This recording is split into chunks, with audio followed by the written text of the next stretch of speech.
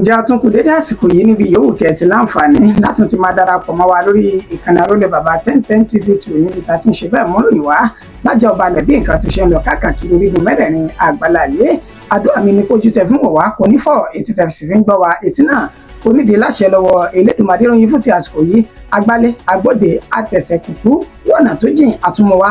ní oníranran gẹ́gẹ́ bí ìṣe wa. ìròyìn tí kò lẹ́jà bákan nú òun náà ló jẹ wá lógún jùlọ lórí ìkànnì tá a wà yìí. ebókọ oníròyìn ẹ mọ̀ pé òyípadà àyànfẹ́ Elédùmarè ló kọ tèmi jẹ́ kókó inú ìwé ìròyìn rèé ẹja gbé yẹ̀wò ṣáájú ẹ̀kúnrẹ́rẹ́ rẹ̀ báyìí.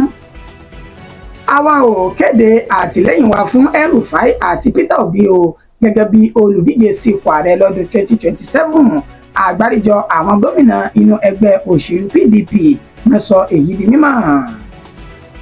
gómìnà ìpínlẹ̀ Ọ̀ṣun ti kọ̀wé ẹ̀sùn ìkówójẹ mọ́ gómìnà àná lẹ́sẹ̀ lọ́dọ̀ àjọ EFCC. ó ní owó tó tó $20 mílíọ̀nù ó ní wọ́n ṣe bẹ́ẹ̀ ṣe báṣubàṣu. àwọn alátìlẹ́yìn fún Àtíkù Abubakar l'Àbújá ti ya kúrò lẹ́yìn Àtíkù báyìí wọ́n ti darapọ̀ mọ́ ẹgbẹ́ òṣèlú APC. ọwọ́ iléeṣẹ́ ọlọ́pàá ìpínlẹ̀ Abia ti tẹ akẹ́kọ̀ọ́ ilé ẹ̀kọ́ gíga tó ń kó ìbọn dira káàkiri lọ́nà àìtọ́ ní ilé ẹ̀kọ́ gíga náà.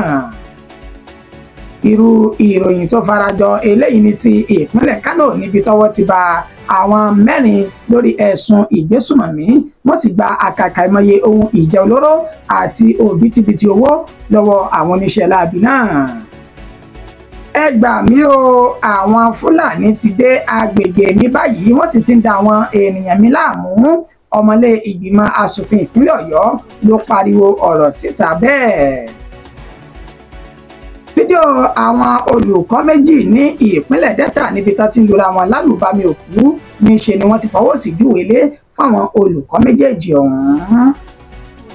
àwọn ọmọlẹ́yìn Bello Turji ti jí ọmọ Isiaku Rabiu gbé wọ́n sì ń béèrè fowó ìtúsílẹ̀ lọ́wọ́ àwọn mọ̀lẹ́bí rẹ̀ báyìí.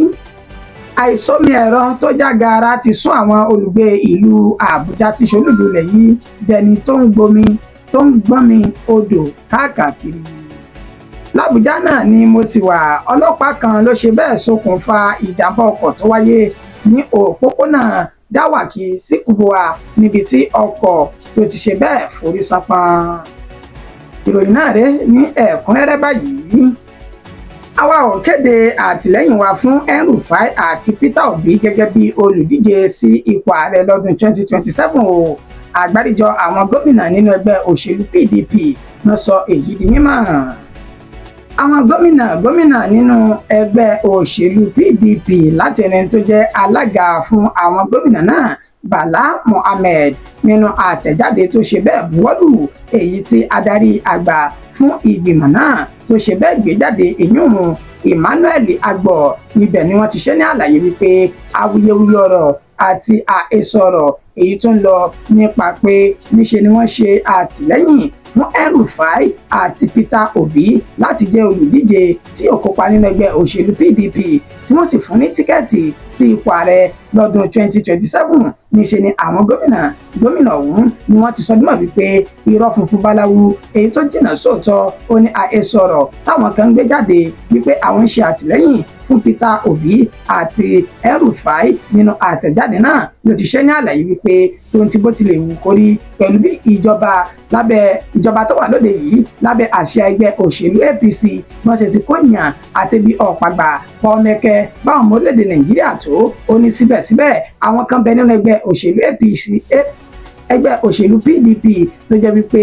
àwọn ni wọ́n jẹ́ aláṣẹ inú ẹgbẹ́ tí wọ́n mọ̀ tó tọ́ àti tó yẹ tí wọ́n sì ṣe àbẹ̀wò àwọn ènìyàn inú ẹgbẹ́ ọ̀hún fínífíní ṣáájú kí wọ́n tó sọ dímọ̀ wípé afalágbájá àti tàmẹ̀dù kalẹ̀ ó ní kò sí tó kan àwọn táwọn jẹ́ àgbáríjọ gómìnà ní inú ẹgbẹ́ òṣèlú PDP o ní tó kankan wá ó ní kájọ fojú sùnùkùn kájọ fi wò ó kásìjọ dá sí ọ̀rọ̀ ọ̀hún nípa pé a gbọ́dọ̀ gbé ìgbésẹ̀ tí ó mú èso rere bá ìgbésẹ̀ tá a bá ń gbé nínú ẹgbẹ́ òṣèlú PDP. fún ìdí èyí Bala Mohammed ní ẹ jẹ́ ká jìnnà sá èso ọ̀rọ̀ èyí tó ní ṣe wípé àwọn ń ṣe àtìlẹ́yìn fáwọn kan nínú ẹgbẹ́ òṣèlú PDP ní pàtàkì jùlọ El-Rufai àti Peter Obi láti jẹ́ olùdíje sí ipò ààrẹ nínú ẹgbẹ́ òṣèlú náà lọ́dún 2027.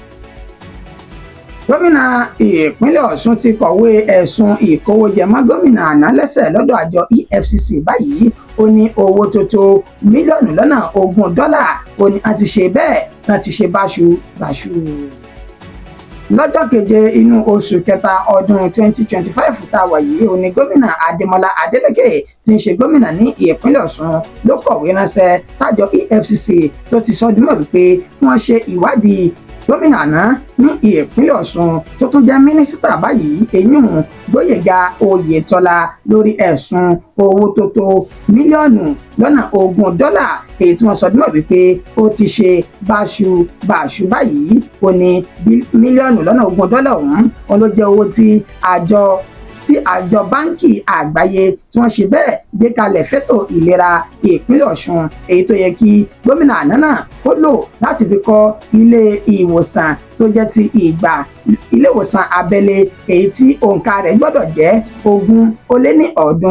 320 ó ní síbẹ̀ níṣe ni ó gbé iṣẹ́ àkànṣe ọ̀hún fún àwọn tán jẹ́ alájọṣepọ̀ rẹ̀ àti àwọn ọ̀rẹ́ minú rẹ̀ nílẹ̀ tí a ti dárúkọ àwọn iléeṣẹ́ bíi Entrepreneur Nigeria èyí tí wọ́n ní àwọn ọmọ olórí àwọn òṣìṣẹ́ tẹ́lẹ̀ èyún olówó Gbóyèga Oyèbádé ó ní wọ́n jẹ gàba ní ibi iṣẹ́ ọ̀hún látó ti dárúkọ Dot Farm níbi tí wọ́n ṣe ní àlàyé Dot Farm Multiventures Limited lẹ́yìn tí wọ́n sọ dúnmọ̀ wípé ó jẹ́ ti iléeṣẹ́ àbúrò fún alága tẹ́lẹ̀ fún ẹgbẹ́ òṣèlú APC ní ìpínlẹ̀ Ọ̀ṣun ó ní àwọn iléeṣẹ́ yìí wọ́n pọ̀ lórí ìrànràn èyí tí gómìnà àná tó gbé iṣẹ́ àkànṣe ilé ìwòsàn abẹ́lé náà fún láti kọ́ lẹ́yìn tó sì ṣe ní àlàyé pé àwọn tí wọ́n jẹ́ agbaṣẹ́ṣe náà ó ní ọ̀nà wọn kò jọ mọ́ iṣẹ́ kọ́lékọ́lé bí tí wù kó mọ̀ ó ní nínú àwọn iléeṣẹ́ táwọn dárúkọ yìí ibẹ̀ láti rí iléeṣẹ́ tí wọ́n ti ń ta oúnjẹ àwọn tán ṣe irun tó jẹ́ onídìrí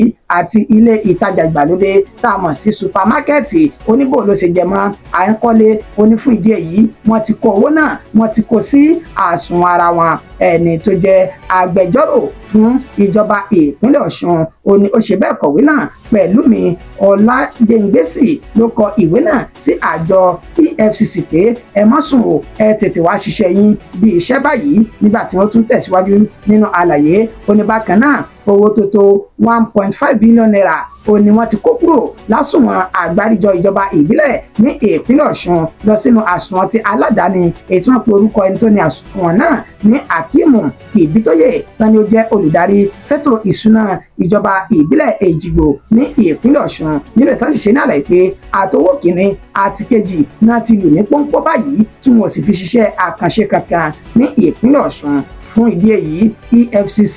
ẹ jígìrì iṣẹ́ yín lóde yìí ẹ ṣèwádìí gómìnà àná dáadáa kí ó sọ ibi tí ó ṣe bẹ́ẹ̀ kó àwọn owó yìí ó sọ jáde síta. Àwọn alátìlẹ́yìn fún Àtíkù Abubakar l'Àbújá náà ti ya kúrò lẹ́yìn Àtíkù báyìí wọ́n sì ti darapọ̀ mọ́ ẹgbẹ́ òṣèlú APC. L'Àbújá lánàá òde yìí ni ẹni tó jẹ́ alága fún ẹgbẹ́ òṣèlú APC jákèjádò orílẹ̀-èdè Nàìjíríà Abdullahi Umaru Ganduje àti igbákejì fún ààrẹ nílé ìgbìmọ̀ asòfin Jibrin Barau ó ní wọ́n ṣe bẹ́ẹ̀ kí àwọn àgbáríjọ náà jẹ́ alátìlẹ́yìn fún ẹni tó jẹ́ olùdíje sí ipò ààrẹ nínú ẹgbẹ́ òṣèlú PDP lọ́dún 2023 Alhaji Atiku Abubakar tán kí wọn káàbọ̀ sínú ẹgbẹ́ òṣèlú APC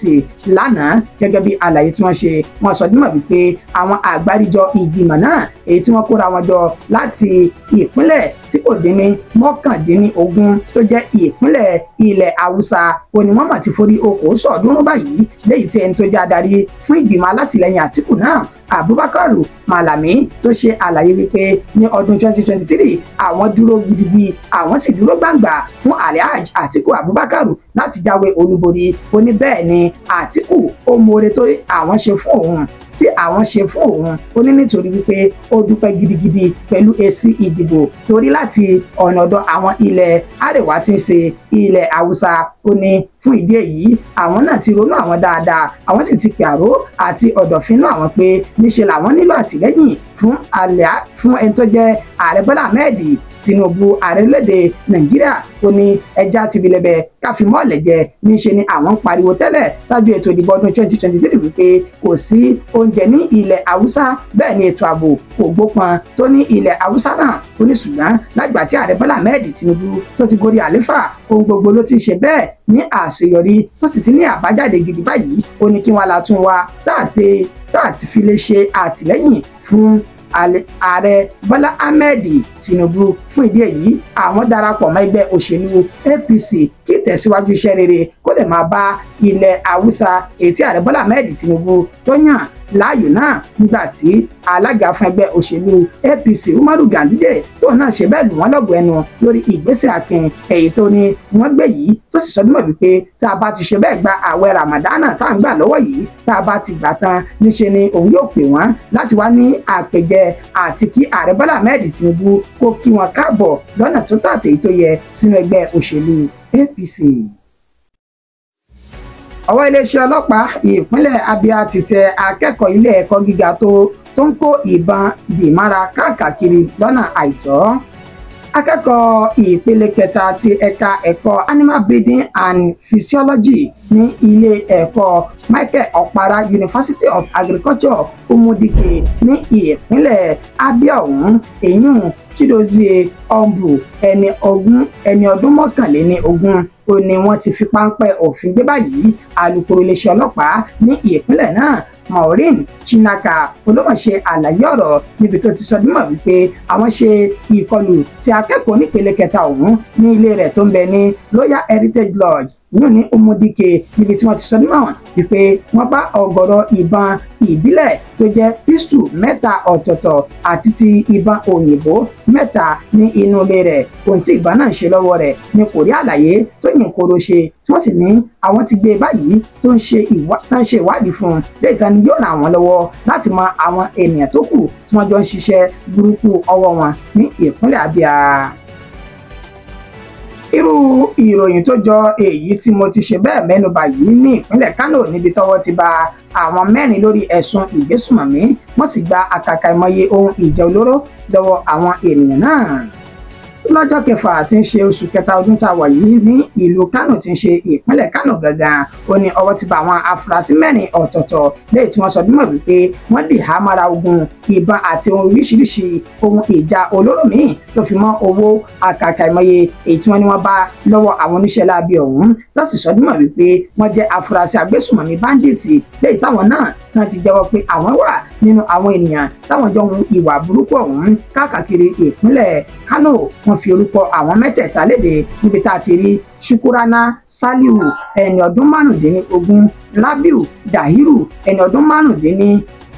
márùndínlógójì, Yawu Idirisi ẹni ọgbọ̀n ọdún àti Mokutaru Sani tí wọ́n sọ ní àlàyé pé ìbọn ìbílẹ̀ mẹ́ta ọ̀tọ̀ọ̀tọ̀ náà bá ní ọwọ́ àwọn oníṣẹ́ láabi náà, àdá méjì àti ẹ̀rọ ìbánisọ̀rọ̀ àkàkà ìmọye tó fi mọ́ òbítíbitì owó tí wọ́n bá ní ọwọ́ àwọn oníṣẹ́ láabi ọ̀hún tó sì ní wọ́n ti fi páńpẹ́ òfin mú wọn báyìí láti ràn wọ́n lọ́wọ́ nílé iṣẹ́ ọlọ́pàá lórí ẹ̀sùn ìdìhámọ́ra ogun lọ́nà àìtọ́.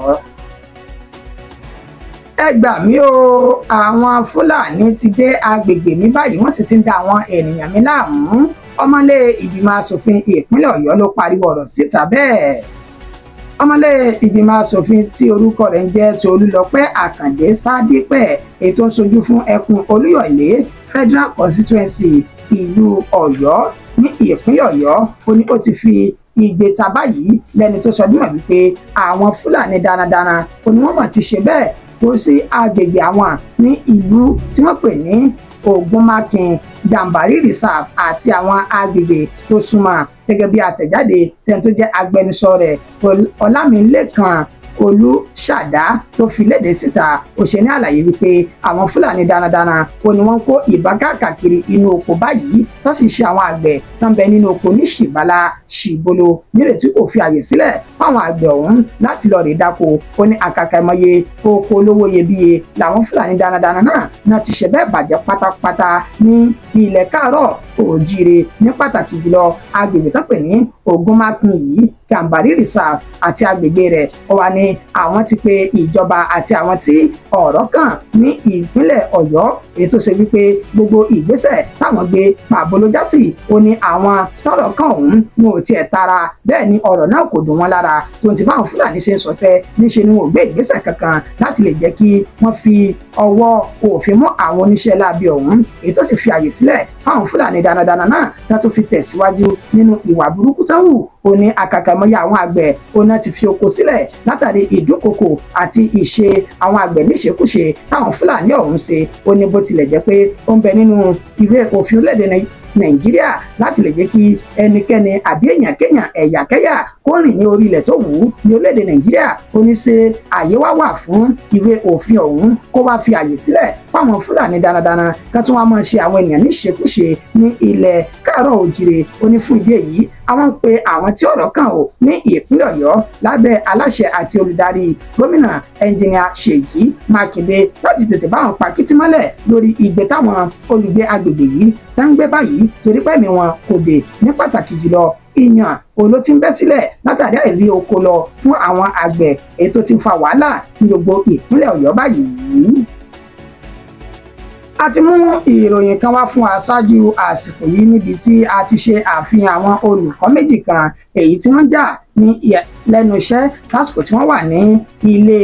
ẹ̀kọ́, gẹ́gẹ́ bí a ṣe ti fi ìròyìn náà léde ní ilé ẹ̀kọ́ kan tí ń bẹ ní ìpínlẹ̀ Delta. Ó ní a ti ṣe àfihàn àwọn olùkọ́ méjì ọ̀tọ̀ọ̀tọ̀ tó jẹ́ olùkọ́ ilé ẹ̀kọ́ Hebrew College Àgbáà Ọ̀tọ̀ ní ìpínlẹ̀ Delta, èyí tí wọ́n ní àwọn olùkọ́ náà bẹ̀rẹ̀ sí ní lura wọn ní ìlùkulù, tó sì ń ṣe àfihàn àwọn akẹ́kọ̀ọ́ tí wọ́n ń wò wọ́n tínú àwọn akẹ́kọ̀ọ́ sì ń dùn pẹ̀lú bí àwọn olùkọ́ wọn ṣe ń fi èjì pẹ́ta tí wọ́n ń gbé omi ìjà kaná. Wàyó àwọn aláṣẹ àti olùdarí ní ìpínlẹ̀ Delta wọ́n ti rí fọ́nrán ọ̀hún níbi tí wọ́n ti ń jà, wọ́n sì ti sọdúnmọ̀ pé wọ́n ti fọwọ́ sí júwèé lé fún àwọn olùkọ́ méjèèjì torí wípé wọn ò ṣe àpẹẹrẹ rere, wọn ò fi lélẹ̀ fáwọn akẹ́kọ̀ọ́ àti àwọn ènìyàn, pẹ̀lú bó ṣe jẹ́ pé ọ̀dọ̀ wọn báyìí bẹ́ẹ̀ ká ti rí ẹ̀kọ́ tó yìn koro ṣùgbọ́n tá ti torí ẹ̀kọ́ bọmi. Fídíò tá a ti mú wá tẹ́lẹ̀ láṣẹ àfihàn rẹ̀ kó máa jẹ́ ìrántí lórí ìròyìn náà.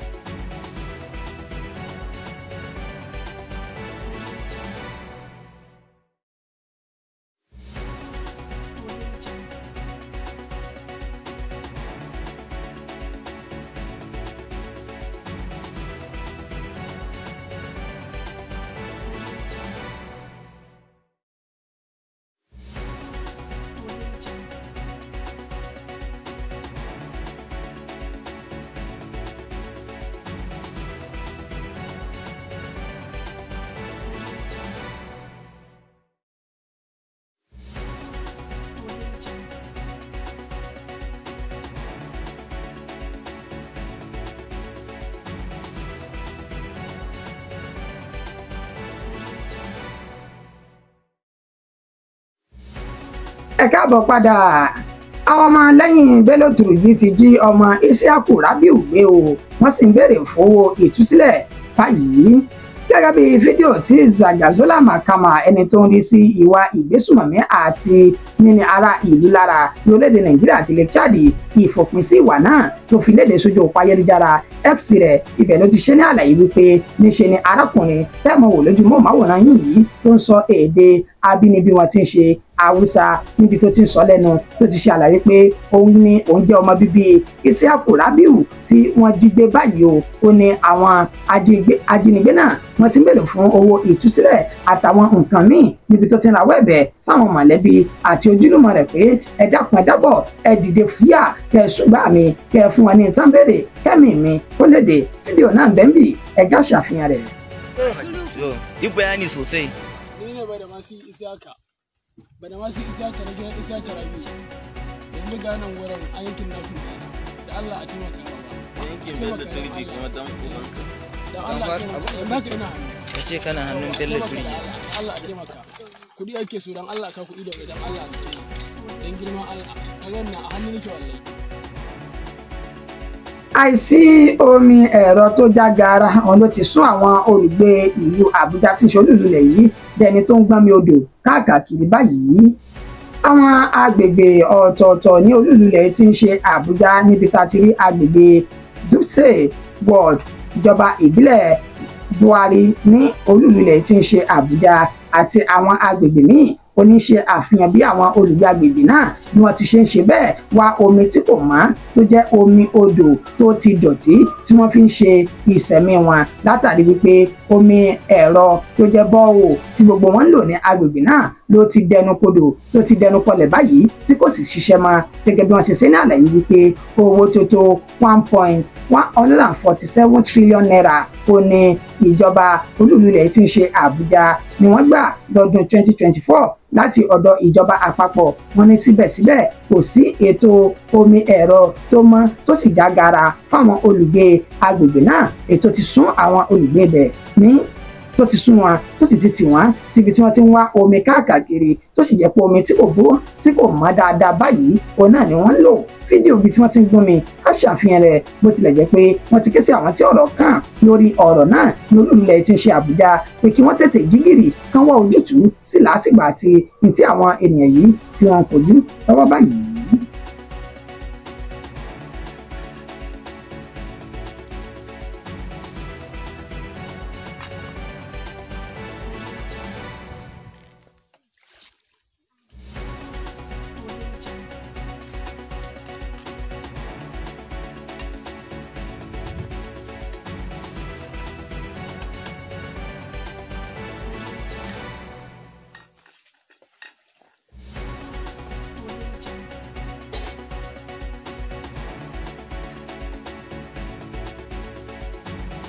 wọ́n ní àwọn ọlọ́pàá kan ni wọ́n ṣe bẹ́ẹ̀ ṣokùnfà ìjàmbá ọkọ̀ tó wáyé l'Àbújá lẹ́yìn tí wọ́n fẹ́ fi agídí gbowó tí kò tọ́ lọ́wọ́ awakọ̀ ní ìlú Àbújá yìí. òpópónà márosẹ̀ Dáwàkì sí Kubwa ní ìṣẹ̀lẹ̀ náà ti ṣẹlẹ̀ gẹ́gẹ́ bí wọ́n ṣe ṣe àfihàn fídíò náà níbi tí wọ́n ti sọ bímọ wípé àwọn tí wọ́n ẹni tó jẹ́ awakọ̀ èyí tí ó ṣe àlàyé wípé ìyá òun ló rán òun ní omi pure water láti lọ rà wá nígbà tí àwọn agbófinró tán bẹ ní ojú òpópónà márosẹ̀ náà wọ́n fẹ́ fi tagídí tagbára wọ inú ọkọ̀ rẹ̀ láì dá dúró láì sì ṣe àfihàn wípé àwọn lẹ́tọ̀ọ́ láti dá ọkọ̀ náà dúró ibi tí wọ́n ti ṣe bẹ́ẹ̀ láti jọ ń lọ steering mara wọn lọ́wọ́ oná ní ẹni tó wakọ̀ náà ti sọ ìjánu rẹ̀ nù tó sì ṣe bẹ́ẹ̀ fi orí ọkọ̀ náà tó fi sánpọn léyìí tí wọ́n ní ọkọ̀ ọ̀hún ló tàkìtì lẹ́ẹ̀mẹ́ta ọ̀tọ̀ọ̀tọ̀ kó tó forí sọ inú kọ́tà tí bẹ ní etí ẹ̀bá ọ̀nà ọ̀hún ní kété tó forí sọ orí kọ́tà tán níṣe ni ẹni náà ló gbọgbẹ́ púpọ̀ léyìí tí wọ́n sọ dúró pé ó ṣeé ṣe ó ti ní ìpalára ní inú ara rẹ̀ ju èyí tó hàn lóde rẹ̀ lọ tó sì gbé lọ sí ilé ìwòsàn. ìyàlẹ́nu ló jẹ́ fáwọn ènìyàn olú-ìlú ilẹ̀ yìí Àbújá níbi tí ìṣẹ̀lẹ̀ ohun ti ṣẹlẹ̀ gan pẹ̀lú bá ṣe ṣe àwọn dìímọ̀ pé àwọn agbófinró tí wọ́n wu ìwà burúkú ọ̀hún tó sì ṣe okùnfà bí ọkọ̀ náà ti ṣe bẹ́ẹ̀ lórí kodò ó ní wọ́n bá ẹsẹ̀ wọn sọ̀rọ̀ tí wọ́n sì sá lọ lásìkò tí ìṣẹ̀lẹ̀ náà tó ṣẹlẹ̀ tán. ọ̀pọ̀ ròmọ̀ kágbọ̀n afẹ́fẹ́ oní ń bá lọ ó sì sojú mi kòró ó sàn bí wọ́n ní wọ́n pé lọ. ẹjá ṣàfihàn fídíò rẹ̀ ká mọ̀ fi ṣe ìdágbére. This is not the first time they are harassing me. Every time they want to harass me. This is not the first time they are harassing me. Police have killed me, oh.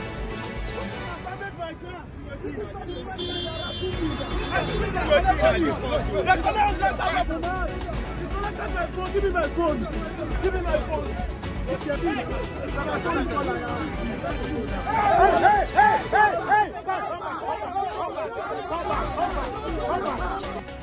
Akíọ́nìyàn wípé ẹṣẹ́ ọlọ́kà ẹṣẹ́ ẹ̀yin tẹ́ bá wà jẹ́ ẹkú àìbínú kì í dùn kó pọ̀ ẹ mọ̀ pé ṣókí òun lọ bí oge ìròyìn wa kò jù báyìí lọ fún ti àsìkò yìí ẹni tó ṣe àkójọpọ̀ rẹ̀ tó tún mọ́ wá sójú mọ́ màwòrán òun náà ni àyànfẹ́ Elédùmarè títí ní ìgbà tá tún padà máa pàdé ó kọ̀ mí ò ní yé padà ó dàbọ̀ o.